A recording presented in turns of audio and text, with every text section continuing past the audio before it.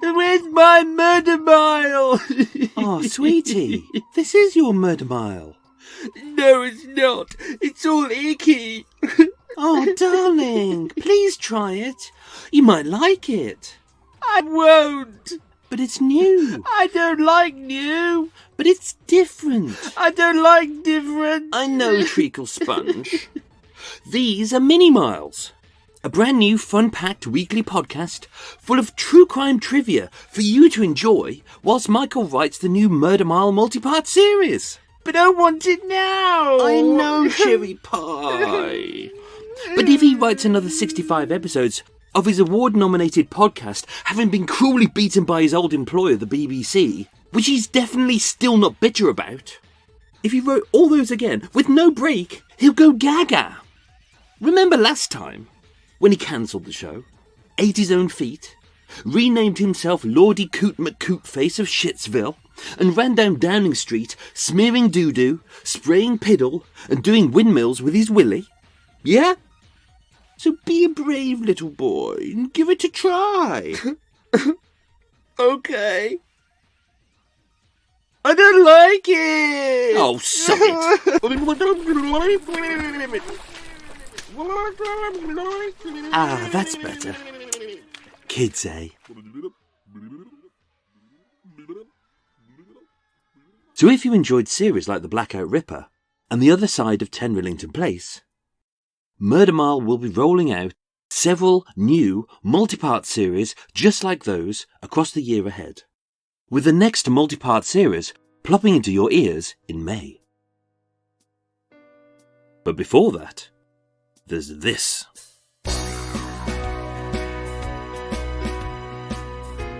Friends, welcome to Mini Mile, your indispensable compendium of UK true crime trivia.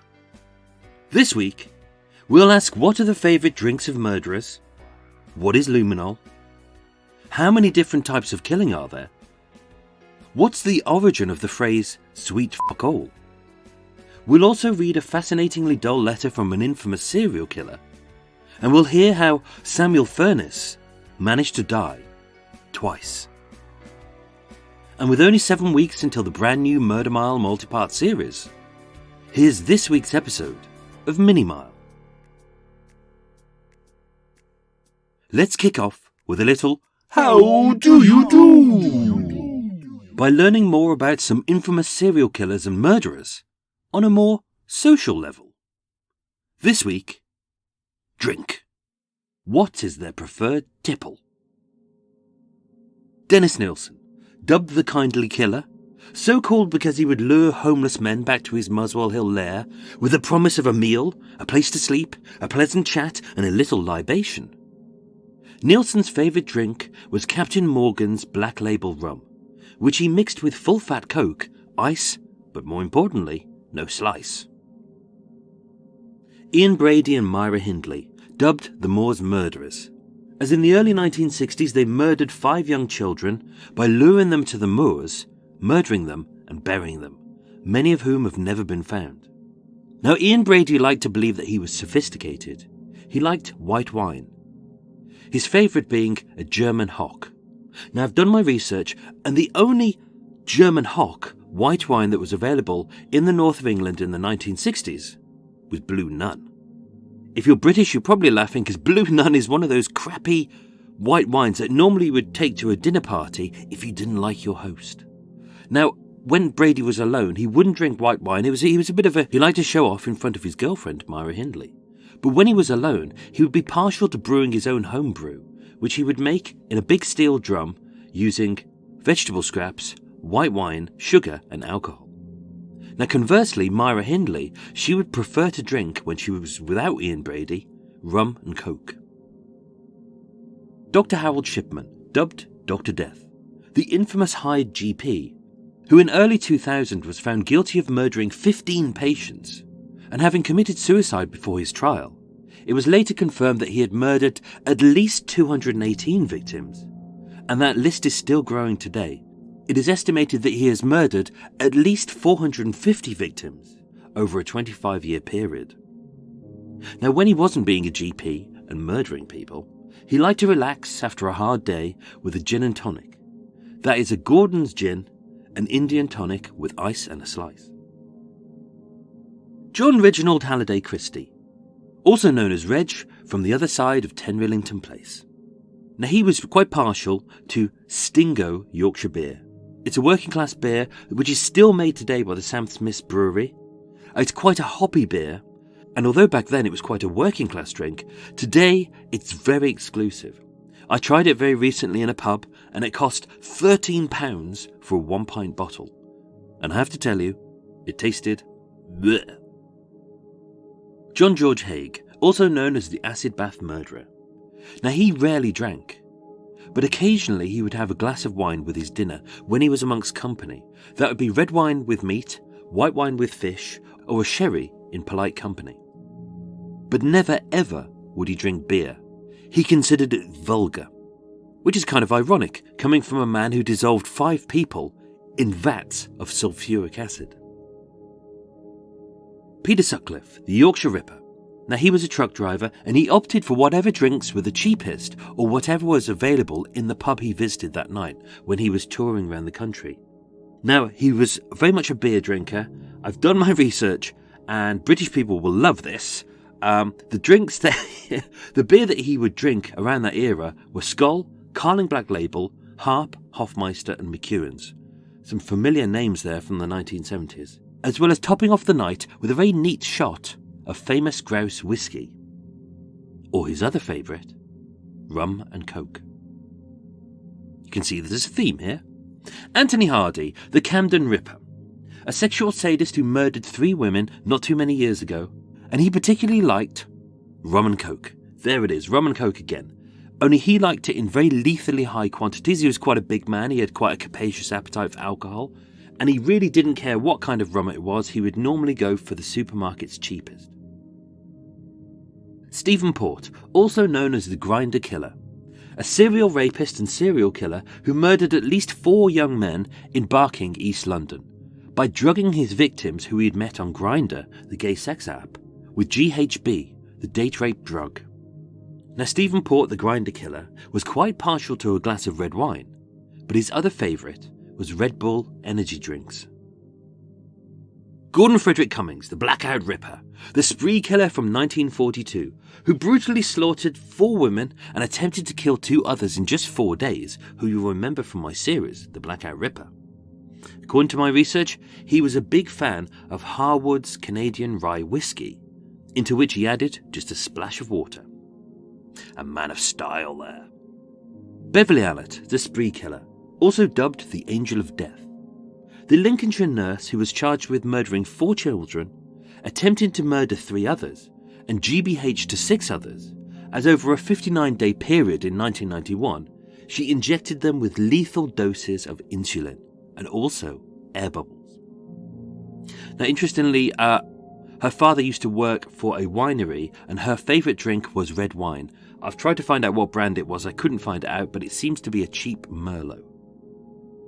Fred and Rose West, the killer couple from Cromwell Street in Gloucestershire. Now they murdered over 13 people over a 20-year period. They would torture them, kidnap them, rape them, all within their house of horrors of which they were murdered. Now looking into research of their lives, earlier in his life, this detail kind of interested me. Fred West very much didn't like drinking. He actually preferred grapefruit juice to beer. But later in life this would develop and he would become quite partial to ales from the West Country, a particular favourite being flowers. Whereas Rose West, his wife, although she would drink spirits when amongst company with the men that she would entertain as a prostitute, her favourite drink was barley wine, which is a very strong beer, which is normally around 8 to 12% proof. The average for a beer is normally between 3 and 5%. Thomas Neal Cream, also known as the Lambeth Poisoner. Now he would lure prostitutes into his home with the promise of money, warmth, a good time, and what they hope would be a nice drink that reflected his refinement, whether that would be white wine, champagne or sherry. Did he do that? No, of course he didn't. He was a bit of a tight ass, to be honest. The appropriately named Thomas Neal Cream treated them to a frothy, white-headed bottle of Guinness. which he laced with strychnine. Right, now it's time to get technical. Let's get technical. I wanna get technical. Let's get technical. Let's get technical by stripping away all the fluff, stuff and nonsense from all those CSI-style crime shows and asking the question, how exactly does it work? This week, Luminal. We've all seen Luminal before on all the crime shows. It's a very clear liquid that is sprayed onto a crime scene. The forensics people turn out the lights, they switch on the fluorescent lights, and that shows up where the blood is. That's Luminal. But what is it? Luminal was invented in 1928 by German chemist H.O. Albrecht, who found that many substances emitted a blue glow. Now this is known as chemical luminescence. This happens when luminol, which is kind of a white pale crystalline, is dissolved in a solvent such as hydrogen peroxide. Now initially it was used in lab work by biologists to detect copper, iron and cyanides. But in 1936, Carl Glue, good name that, I like that, Carl Glue and his partner Carl Pfanstiel discovered that luminol reacts with the iron in hemoglobin, which is our red blood cells. And realizing its potential, in 1937, German forensic scientist Walter Specht used it for the very first time for the detection of trace elements of blood in a crime scene. So, what is that blue glow? That is the chemical luminescence. It happens when luminol breaks down, in this case, our red blood cells. It rearranges the atoms, and as a short chemical reaction takes place, there's an excess of energy that is expelled as visible light photons. That is the blue glow. It's exactly the same chemical that is seen in fireflies or in glow sticks. So what are the positives of using luminol? Well, it shows bloodstains even after they've been cleared up. It only requires trace elements of blood for a reaction to take place. And although on TV shows they love showing you forensic people walking around and illuminating a whole scene with UV light, also known as blacklight, UV light is not needed to see the blue glow. It's actually a very faint glow, but it is visible to the naked eye. In fact, if you're using a UV light or blacklight, it actually gives you worse results. So what forensics people actually do is they make the room pitch black, and that shows the luminescence clearer. So next time you're watching a CSI style show and they show you the whole room and it's illuminated with a big blue glow, know that that's entirely fake. In fact, the blue glow that they're using there is actually just luminescent paint. That's all it is, and that lasts for about 24 hours. So, what are the negative elements of using luminol? Well, it has to be sprayed evenly, otherwise the results can make trace elements appear more concentrated in one area than they really are. And unlike in TV shows, I think you'll like this fact, unlike in TV shows, the glow only lasts for 30 seconds. But you can reapply luminol to dried blood or semen. Now, to accurately work out where all of the blood is, what forensics teams actually do is they seal up all the windows and the doors to make the room pitch black. They evenly spray the luminol in very small patches, and then they photograph the entire scene using a long exposure camera. And what that does is it creates one photo of the entire chemical luminescence. Obviously, because the reaction is only 30 seconds, you can't get it over a whole scene in 30 seconds. It would disappear. Now, the one big downside of using luminol is that the blue glow can be triggered by anything containing copper. That includes some bleaches, liver and oysters, as well as blood in the urine, most animal urine, fecal matter, excessive cigarette smoke in a confined area, and worst of all, horseradish sauce. So if you want to murder someone, maybe have a dinner party where you're eating oysters and horseradish sauce, surrounded by several incontinent dogs and a group of heavy-smoking chimps, all who are engaged in a poo-throwing contest. And that is my top tip for the week. Order! Order! The not very honourable Judge Michael presides, and states to you all, I am the law. in his very worst Judge Dredd Sylvester Stallone impression, and gives you a quick overview of true crime legal lingo. Silence in court. This week, homicide. What is it, and how many variations of killing is there? Now first, we need to understand that there is a clear difference between homicide, murder, and manslaughter. Although they're often swapped around, these words are not interchangeable. So homicide. Homicide is the killing of one person by another, having made a decision or committed an action to bring about another person's death, whether accidental or deliberate. That is homicide. Homicide can be split into two categories: justifiable homicide and criminal homicide. Justifiable homicide includes self-defense, killing in war, euthanasia, and capital punishment, and that is where death isn't premeditated by criminal intent. Whereas criminal homicide is divided into two very distinct categories: murder and manslaughter. So murder is the unlawful killing of another person with premeditation, that's a plan to kill, and their actions have criminal intent. Whereas manslaughter is the unlawful killing of another person without premeditation. But the perpetrator's actions are intended to cause serious harm or injury to the other person, but not death, and yet results in the death of another. That is manslaughter. Cool, we're learning a lot today. Right, so what other types of killing are there? Well, obviously, we have suicide. Suicide is when a person kills himself, but this also can be separated into other categories as well. So you have autocide, which is suicide by using an automobile or a car; medicide, which is aided by a doctor; murder-suicide, which is a suicide committed immediately after one or more murders; and we have self-immolation, which is suicide as a form of protest, usually by fire. Now, the murder of a relative, they all have their own distinct categories, or so you would think. So, some of these you'll know. If you were to murder your mother, that's matricide. If you were to murder your father, that's patricide. That is matri and patri, which is the Latin terms for mother and father. Now, the word side at the end actually means all Latin terms. It means to either cut or to kill. Now, some of these you've heard before as well. Fratricide and sororicide, that's the murder of a brother. Fratricide, the word which we use in fraternity. And sororicide is the murder of a sister, as we use in sorority. Now, this is where things go a little bit wibbly-wobbly. Obviously, if you were to murder your uncle, and that would be your maternal uncle, that would be an avuncularcide. But there is no term for murdering an aunt. The nearest we have is parricide, which is the killing of a close relative. Now, oddly, this makes it even more sexist. Now, there is a term called nepoticide, which is the act of killing a nephew.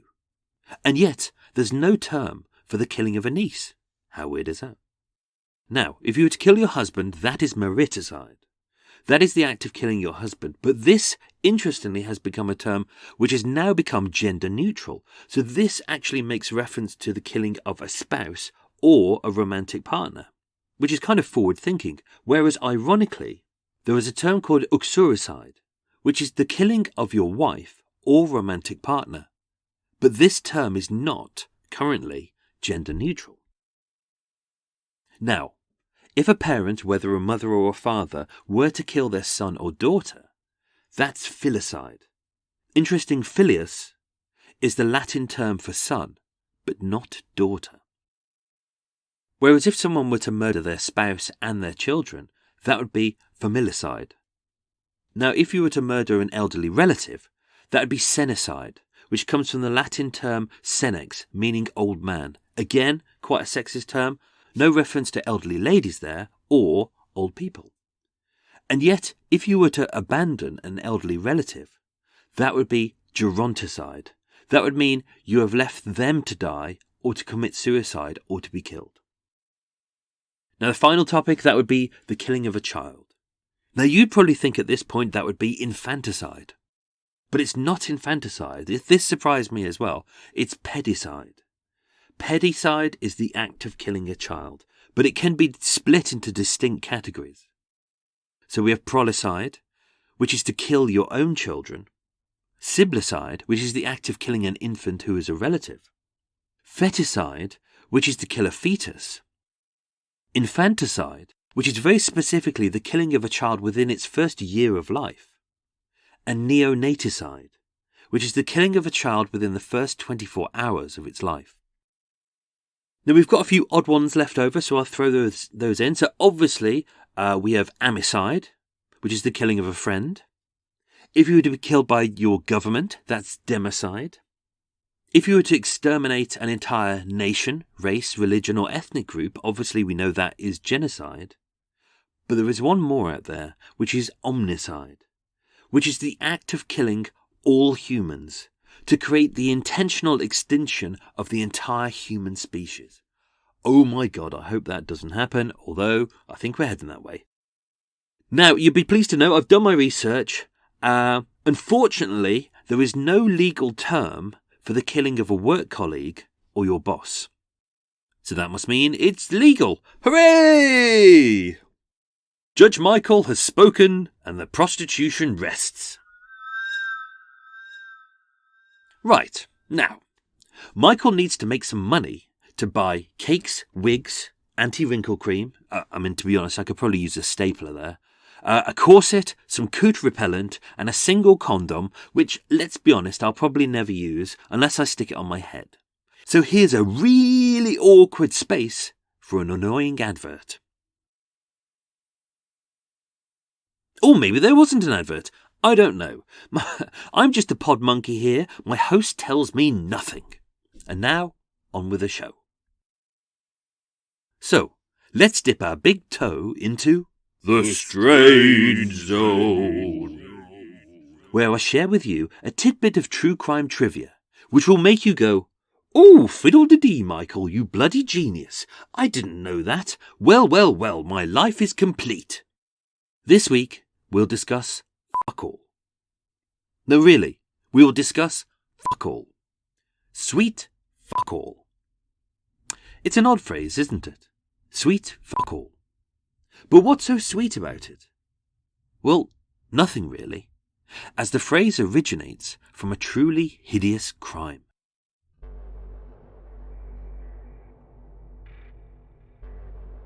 Eight-year-old Fanny Adams was a lovely, cheerful little girl from a good family, with a loving mother, a hard-working father, 5 siblings, and 2 grandparents who lived next door, who all lived in the picturesque English market town of Alton in Hampshire, which was surrounded by golden fields of hops, twittering birds, and the River Wey, which softly trickled through the town. It was a truly pleasant place, where everyone knew each other, and there was almost no crime.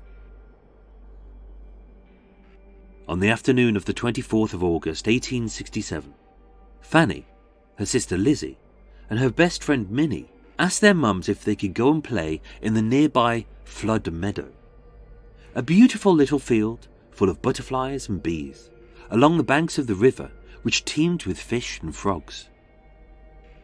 With the sun bright, the sky blue, and Fanny's mum burdened by housework, knowing that her child would be safe, barely a few minutes from her home, Fanny's mum said yes. It was a perfect day, as the 3 girls played, as a soft rustle of wind rustled through the trees. At a little after lunch, the girls bumped into 29-year-old Frederick Baker, a solicitor's clerk who had moved to the village just 2 months prior, and as an adult, who they had seen at the local church meetings. They liked him and trusted him. For an hour, the 3 girls and Frederick Baker played together. He brought them sweets, gave them money. They picked and ate blackberries. They giggled, they laughed, and they raced up and down the hollow. But feeling a little tired and hungry, with their stomachs gurgling, as the girls decided it was time to go home, Frederick asked Fanny to accompany him to the nearby village of Shaldon, just a short walk away. But being a good girl, 8-year-old Fanny knew not to go off with strangers, so she said no. But Frederick wasn't a man who took no for an answer. and as her friends looked on horrified, Frederick carried Fanny away into the undergrowth. Lizzie and Minnie ran to Minnie's mother to tell her what had happened. But with the girls being prone to fanciful stories and hijinks, Minnie's mother ignored them. By 5 p.m, Fanny's mum had become frantic with worry. Her daughter had missed her tea and hadn't been seen for 4 hours. Alerting the neighbours, a search commenced of the local fields, streams and hollows for Fanny. Quickly it became very clear that she wasn't just missing or injured, but that something truly awful had happened. As scattered across the fields were ripped remnants of her clothes, all of which were caked with blood. But the worst was yet to come. In the nearby Hob Garden, labourer Thomas Gates, who was tending to his crops, almost threw up as he found, impaled on a hop pole, the decapitated head of Fanny Adams. Fanny had been subjected to a horrific ordeal. Her face had been slashed, her ear cut off, her left arm had been hacked at the elbow, her left leg severed at the hip, her left foot lopped off at the ankle, her right leg ripped from the torso, her entire innards from her pelvis and chest completely removed and scattered across the neighbouring fields and streams. Her killer had hacked at her liver, her heart, her vagina was missing, and both of her eyes had been gouged out and thrown into the River Wey. Hearing that Frederick Baker had been seen with the kids, at 9 p.m. that evening, the police went to the solicitor's office, where Frederick Baker was still working, and he protested his innocence. But with him being the only suspect, he was searched at the police station, where upon him they found 2 small blood-stained knives. He also had blood on his shirt sleeves. He had unsuccessfully tried to wash the blood stains off his trousers, which were still soaked. And in his desk they found his diary, with an entry marked that day, which simply read, "Killed a young girl. It was fine and hot." The trial was held at the Duke's Head Inn in Alton on the 27th of August 1867. The jury deliberated for just 15 minutes, and although Justice Mellor asked the jury to consider a verdict of not responsible by reason of insanity, they returned with a guilty verdict. On the 24th of December 1867, Frederick Baker was hanged outside Winchester Jail before a crowd of 5,000 people. It became one of the most notorious crimes of its era. 2 years later, in 1869, as new rations of tinned mutton, also known as sheep meat, was introduced to British seamen, so unimpressed were they by the indistinguishable, unsightly, mashed-up lumps of meat in the tin, that they often referred to it as Fanny Adams. This later became slang for mediocre rations, and over time this phrase has been contracted from Sweet Fanny Adams to Sweet F.A. to Sweet Fuck All. And although the phrase is still uttered today, the name Fanny Adams is almost forgotten.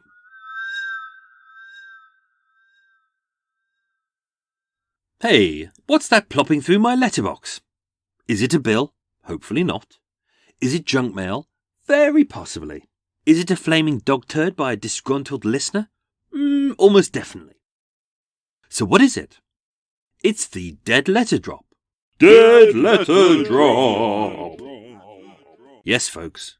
Each week I shall read you a rather mundane letter written by an infamous serial killer. This week, Dennis Nielsen, the kindly killer from Muswell Hill who murdered 12 young men in the late 1970s and early 1980s. He is also the topic of Murder Mile episodes 11 and 12. Now, this is an extract from a letter written to an unidentified friend by Dennis Nielsen whilst he was serving time in Full Sutton Prison on the 4th of September 2003.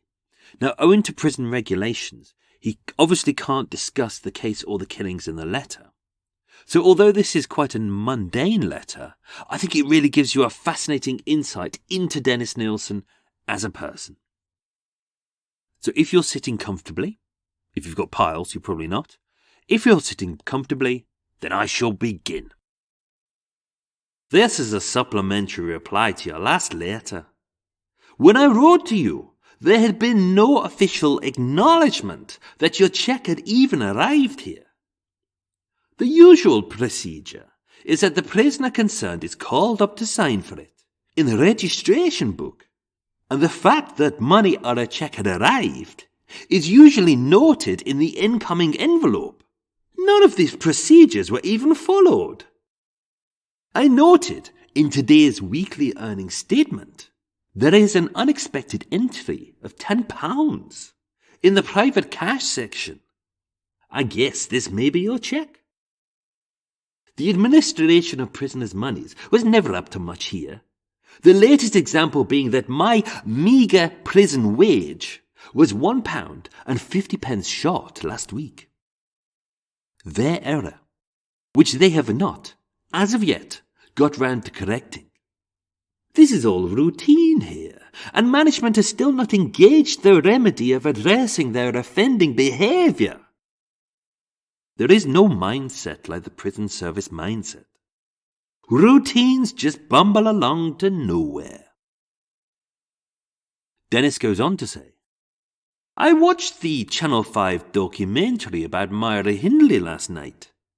One suspects that any programme with monster in its title is not to be taken seriously as offering any new insight into the subject. TV journalism remains too set in its populist formulas. It revealed no new analysis or enlightening information.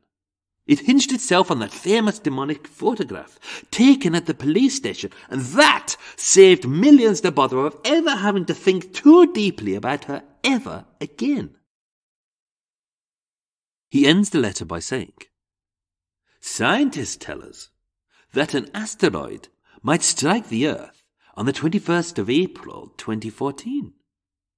If I'm still around, I'll look out for it, as the end of the world is something not to be missed. Friendly greetings as always, Des. And he tops off his letter by saying, P.S. What do you think of the new bullring development? Obviously the person he's writing to is from Birmingham, and he's talking about the new changes to the bullring centre. Fascinating letter there. Thank you, Dennis. If you're interested in more letters like that, go to a website called Supernaut. They do loads of true crime memorabilia. Now, why do I think that's an interesting insight into Dennis Nielsen? I think that's more him. I think it's more him as he is with people he's comfortable with, whereas elsewhere, his writings tend to be regarded as quite pompous, opinionated and highfalutin.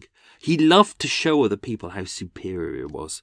And if you go back to episode 12 of Murder Mile, one of his victims who actually survived, Carl Stutter, wrote to Dennis Nielsen to ask him why he'd attacked him, almost killed him, and then brought him back to life. And Dennis Nielsen, in a very cryptic way, wrote, What passed between us was a thin strand of love and humanity. That was Dennis's excuse. And Carla later said, I've turned over what he meant until I'm blue in the face and I can't find an answer. Which makes sense because I don't understand it either. As an example, in his autobiography, which was called Memoirs of a Drowning Boy, which has never been published because the Court of European Human Rights deemed that Dennis Nielsen couldn't profit from his crimes. Although he is now dead, so that could actually change. His book is actually written in a very pompous, self-analytical way. So, for you, here is an example taken from Dennis Nielsen's personal memoir. To save you from having to listen to my awful Dennis Nielsen impression, I'm going to do it in an English accent, my own accent. So, this is Dennis's quote. I serve my time as an extreme example of human contradiction in the wide continuum of human nature and its actions. I am not contained, mute, or immobile in a glass jar as some kind of eternal official specimen of popular evil. I am alive. I must live as a man. I seek only to reach out, to engage with the other human dimension.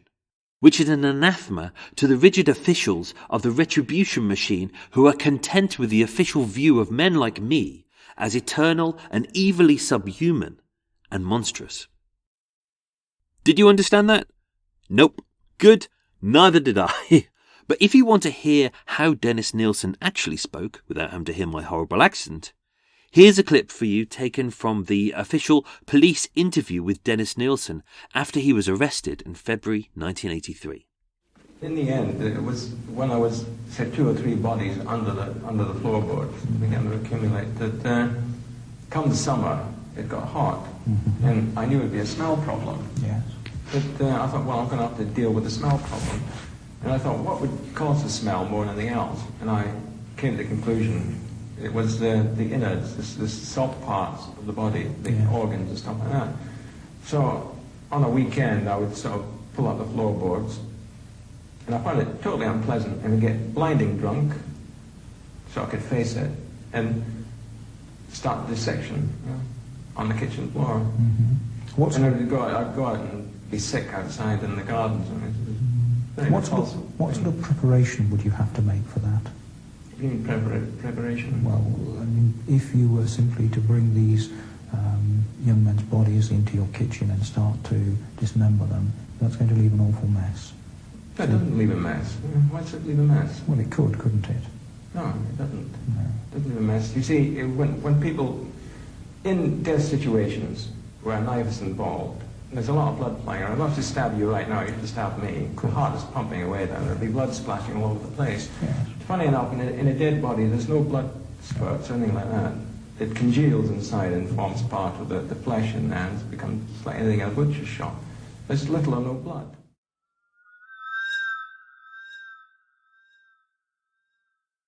And finally, dear friends, before we go, to sate your lust for untold true crime stories from London's West End, here's a story you haven't heard on the podcast before, in a section I call West End Deaths. West End Deaths. This week, the story of Samuel Furness, the man who died twice.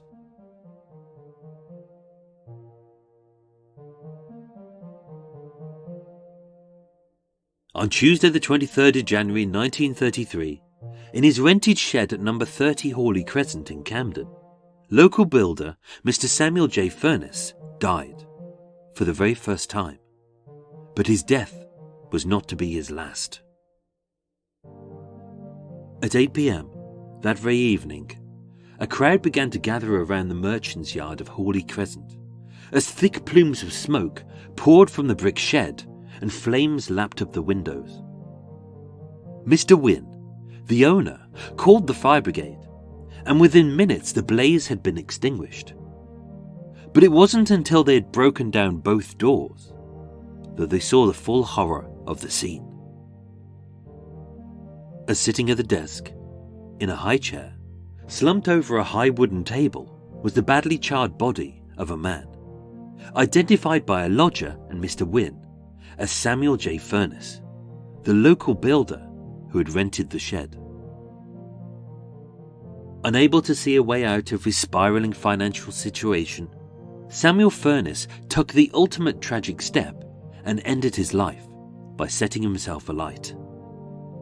He left behind a wife and 3 children, the only reminder of his final hours being a suicide note, written on a typewriter, which summed up his desperation and simply read, "No money, no work, goodbye." Mr. Samuel J. Furness was dead, death by suicide, and the case was closed. Or so you would think. A few factors didn't sit well with the police. Why would a builder, who had access to all manner of tools, blades, tourniquets, and even chemicals, why would he set himself on fire? Why not hang himself? Why not drown himself in the Regent's Canal, which was literally a 2-minute walk from his shed?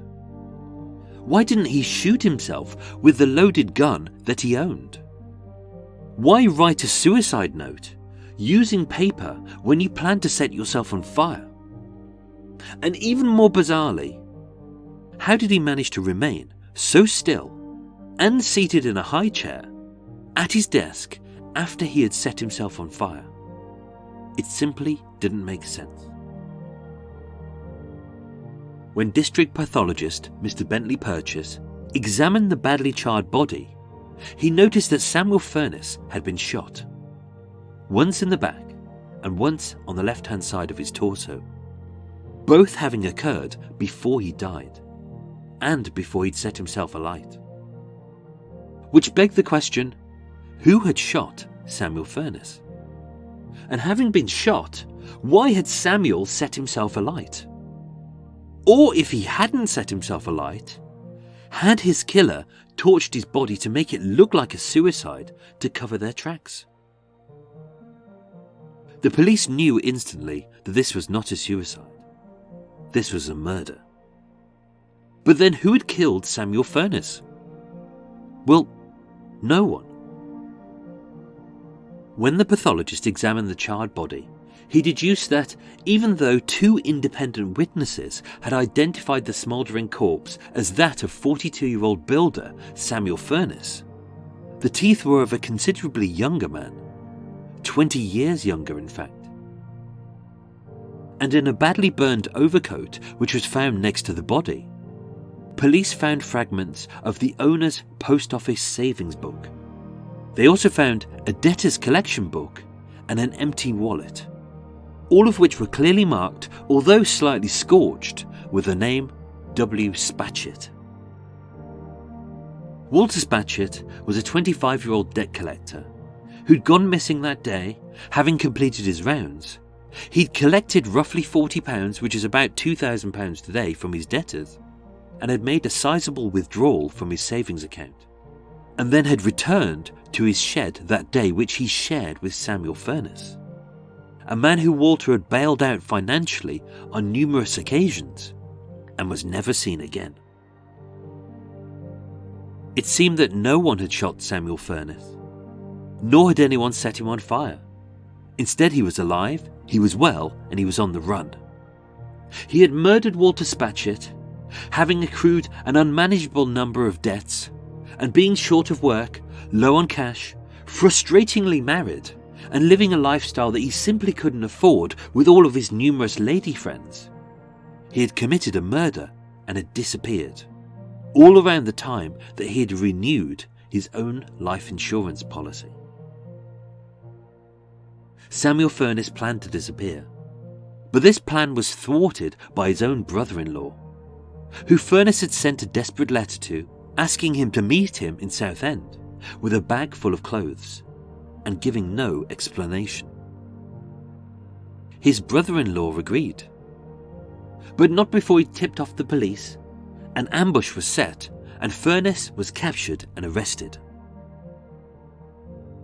In custody, Samuel Furness later claimed he'd accidentally shot Walter Spatchett, although twice, stolen his money to escape his financial woes, set the shed on fire to cover his tracks, and had thrown his gun into the Regent's Canal. Samuel Furness was charged that evening with murder. But he was never brought to trial, as on the night of his arrest, as he rested in his prison cell, he complained that he was cold and asked the officer on duty if he could have his overcoat to keep himself warm.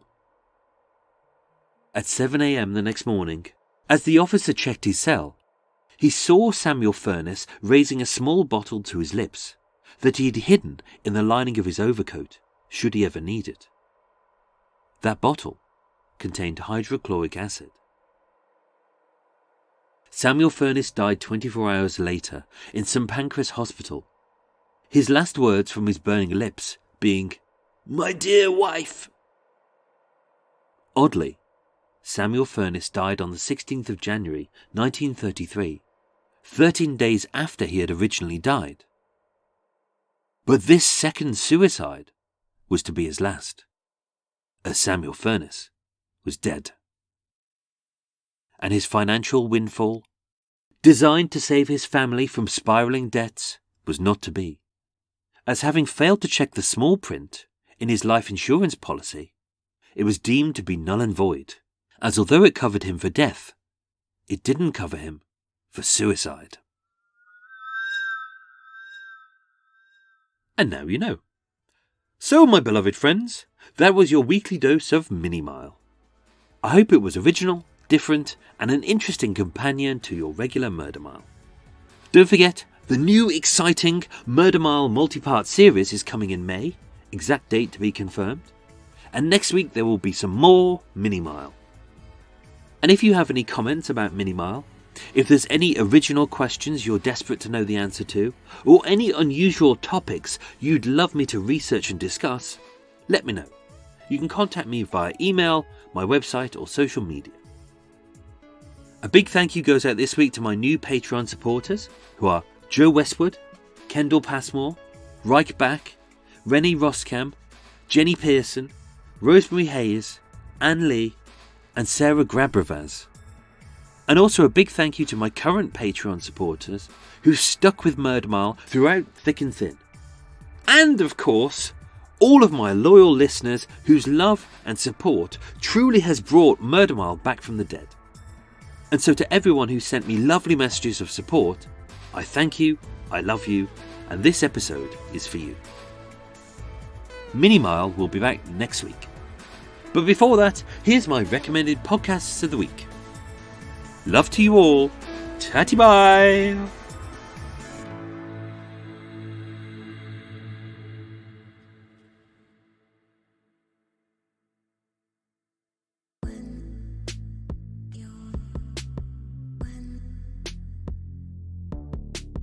Do you get mad when listening to true crime? Well, so do I.